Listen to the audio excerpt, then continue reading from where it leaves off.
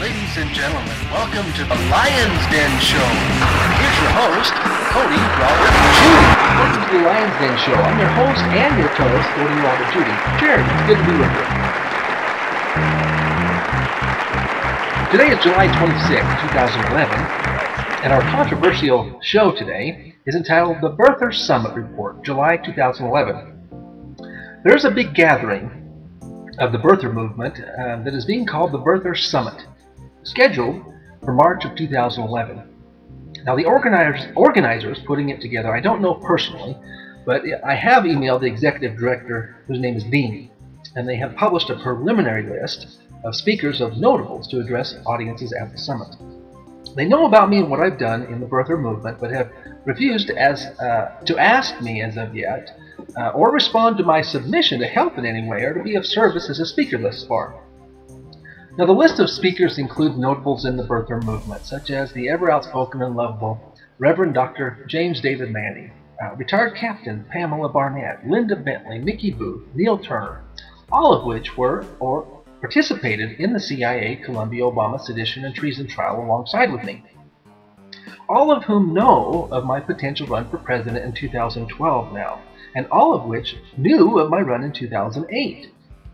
Some other notables include attorney Orly Tates, who I've communicated with, and Mario Puzo. Both have conducted as attorneys cases against Obama for clients challenging Obama's eligibility, most dismissed because of lack of standing. All of these patriots undoubtedly have known firsthand of my Article 2 Patriot Stand and birther resume from the interview that was conducted by Mrs. Sharon Rondeau of the Post and Email, June 15, 2011. All of these citizens know that any candidate standing against Obama who didn't sue Senator John McCain gets a racist tag or pin on them by the mainstream media. That much is agreed to or can be agreed upon by everyone, I think. Whether as a messenger or a spoiler, Donald Trump's brief flirt with the issue in a concocted potential run for president received the very spirited racist pin or tag by more than two-thirds of the major media outlets. Getting back to the idea that all these birther summit notables know me but refuse to advocate or insist I speak with them shoulder to shoulder is kind of, well, it's disappointing to me. To understand that all these people whom I have fought with side by side for many years now think so little of all the work and service I've done so far in upholding the Constitution. To realize they must think I'm a bigger liability than help is sad to me, and it hurts a little. Perhaps this is because I stood up to the LDS Church officials in a free speech protest and chastisement, and landed me in prison for 8 years, nearly 20 years ago. Reverend Manning certainly seems to be doing the same thing I did, however, against Mitt Romney and Glenn Beck nowadays, chastising the Mormon religion, as he did most recently right here. I can't believe that anybody who has lived more than 40 years in America could be as big an idiot as you people are. It don't make no sense. It don't make no sense that you think that somehow that Sarah Palin can help you. What's wrong with you? What can she do for you? Except give you an erection? What can she do for you? What can Glenn Beck do for you?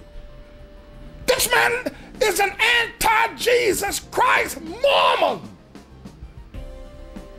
The Mormon church is the usurping of Jesus and Jerusalem.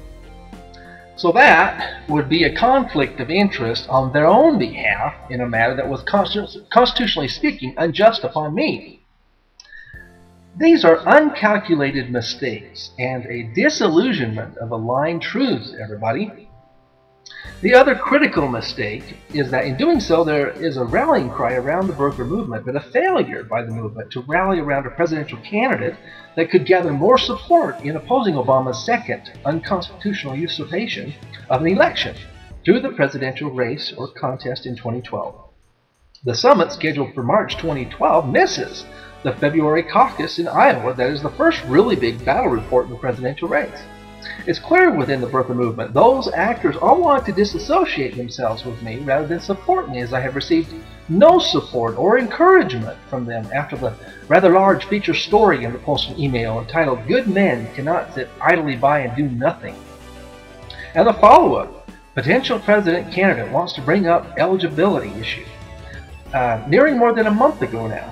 Not $1 or call of support from any of these major players within the birther movement on their blogs or loud horns for my strong stand on Obama's eligibility within the presidential contest of 2012. In fact, upon the strategic press release published by CNN's iReport, considering a run as a Democrat because every one of the Republican presidential candidates are utterly wasted failures in the defense of our Constitution and are rather in the silent order of supporting Obama's ineligibility. And thusly Obama's plan of deficit spending, which is now upwards of 40%, pretty good start in collapsing a dollar in a single 3 years, some very prominent facts are understood. Obama's outsourcing those dollars to foreign banks and collectively working on invasions in Libya, Afghanistan, Iraq to the tune of $4 trillion, taking on the socialized Marxist stand that anyone opposing governments in place for decades deserves the United States' full support militarily without the slightest consideration of who we were supporting in the spring revolutions, like the Muslim Brotherhood, or the interests of, say, Iran, Russia, or China, or Saudi Arabia's interest over our own interest, is in theory supported by birthers who fail to support a worthy candidate on the eligibility issue. All of these major birther movement actors refuse to support a candidate who is standing up against Obama's eligibility and can do so without being tagged or pinned a racist, as I can because of my stand against Senator John McCain. I did receive a note from retired Captain Pamela Barnett, who upon reading the CNN's iReport said, "Do it, do it, do it." But then instead of offering support or affirmation for my candidacy, said, "I'll do it too," without regard or perhaps understanding of the fact that she'd face a huge racist or tag or charge just the same way that Donald Trump did. This leads me to understanding of why the birther movement, while being big, has been actually struggling. While I call for their services in sport, and they have noticed mine, they ultimately have refused to support by word or deed, thus far in any way, my candidacy. The problem with that is they refuse to support by word and deed anyone who can withstand a racist charge within the presidential contest of 2012, or to recollect exactly the message of potential candidate Donald Trump, which was, you cannot run for president in 2012 and oppose Obama on his eligibility while you gave Senator John McCain a pass in 2008, because it shows your mentality as a racist.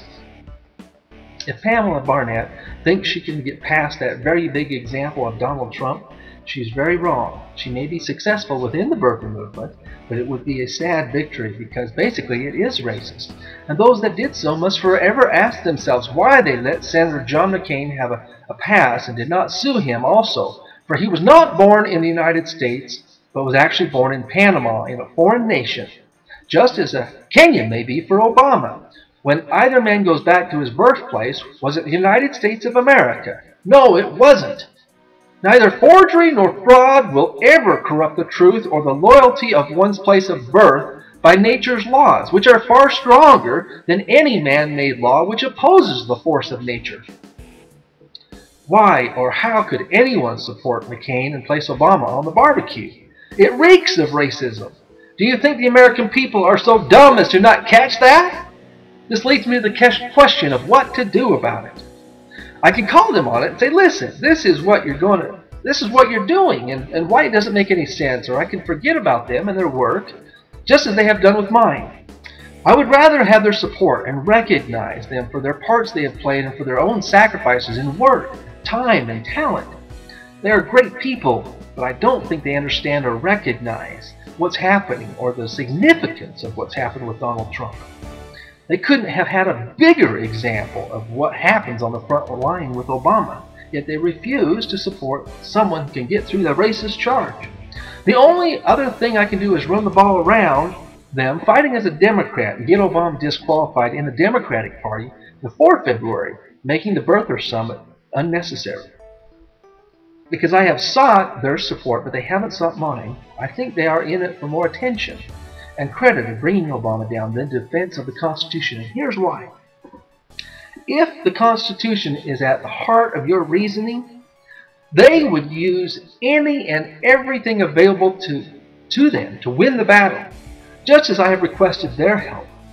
Does their not wanting to use me seem to you a plan to disassociate the presidential contest from the fight, and thus the central means or vehicle Obama used to run into the White House? How can you possibly explain the logic of that battle plan? We're going to oppose Obama but ignore the vehicle used to get where he's at. We want to destroy every vehicle around him, but we don't want to touch the vehicle that got him where he's at in 2012. The same one that he rode in on 2008. That almost sounds like the Republican strategy of opposing Obama on policy but not principle or character. That seems to me the definition of a stupid battle plan, to put it candidly, but it does open a smidgen of hope for the Democrat Party to continue its existence. Let me explain. Let's explore that a little bit. By eliminating Obama based upon the influence of Senator John McCain, they, the Democrat Party, save face with the American people. They come clean on their own constitutional terms, not on Republican terms, by exposing Obama's forgery within the U.S. Senate, controlled by Democrats right now. They pin the tail of the donkey on McCain with the U.S. Senate Judicial Committee, controlled by Democrat United States Senators right now. They have the ball, and they will make the call. You know, there is an ethical understanding of Senate Resolution 511 that was used to declare Senator John McCain a natural-born citizen, contrary to natural laws that really don't need defining. That in and of itself defies the logic of constitutional soundness, and even then Senator Hillary Clinton mentioned that, and presumably along with it the character of Senator John McCain and Republican support drawn into its precepts, that it hangs by a very shabby thread. Talk about the ultimate weapon backfiring on Republicans and every major player in the birther movement at this time. Did you just see that? Not only do you eliminate Obama constitutionally, but you eliminate every future birther lawsuit filed against the Democratic Party in damages because they failed to file on Senator John McCain, based upon their racially motivated actions. You can rest assured if Obama is removed any other way, every attorney like Orly Tates or Bill Berg or Mario Puzo will be filing cases on behalf of their clients for damages retroactively. If the U.S. Democrat-controlled Senate right now fails to do this, they leave themselves open to actions against them by those who sought Obama's removal and were denied. Implausible deniability and misprision of felony.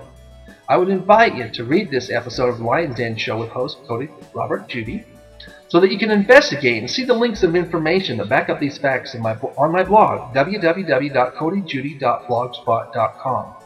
And if you have missed any of the Lion's Den shows in the past, I've created a directory of those shows by title on my website, www.codyjudy.us, where you can find the link, The Lion's Den, and check those out. I would certainly invite you to take a stand with me, purchase my book, and contribute a few dollars to my campaign as you can, or email me at codyjudy@hotmail.com and pledge your support by word, and I will include your name in the Association of Patriots in Support, that others might see and follow your lead.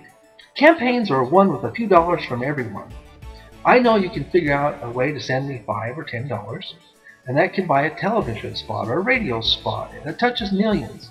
So please, get your friends together and put together a little kitty so we can take this campaign to the next level. By coming together, we can take our country back in a positive and active way, because I think it's just about time that both parties understood just how much the Constitution and those inalienable rights which we claim mean to us. My experience of the past has given me a valuable gift, and this is to know and to understand what it's like to have those rights taken away from you. And that was a very big imprint, which I am indeed thankful for. Until next time, I'm Cody Judy. Cowboy up, and let's spur on the dance.